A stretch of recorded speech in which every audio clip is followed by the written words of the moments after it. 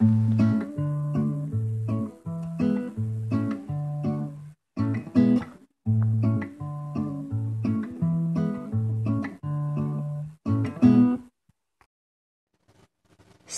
obućar. Bio jednom stari obućar koji je bio tako siromašan da nije mogao kupiti ni komadić kože za svoje cipele. Odlazio bi na spavanje u nadi da će sljedećeg dana biti bolje sreće.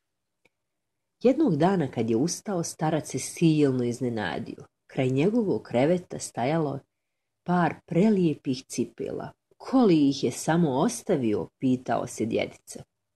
Nešto kasnije stigao je prvi kupac. Čim je vidio cipele, nije žalio bogato ih platiti. Moja kćerka će se baš obradovati kad joj danas poklonim ove cipele za njen rođendan. I sljedećeg jutra obućar je pronašao par cipela. Pa ovo je stvarno pravo čudo. Pa više neću biti siromašan. Samo ko li meni donosi ove lijepe cipele? Te noći obućar se sakrio u radioncu da vidi komu to ostavlja cipele. Kako se iznenadio vidjevši vilenjake koji su vrijedno pravili novi par cipela. Da bi ih nagradio, za pomoć zarađenim novcem stari obućar je kupio odjeću vilenjacima.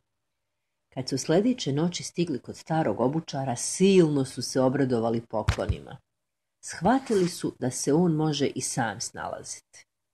Odlučili su otputovati kod drugih obućara kojima su potrebni, jer vilenjaci vole pomagati. A stari obućar je od tada mogao samo kupiti ono što mu treba za rad, pa je vrijedno izrađivao vrlo lijepe cipele.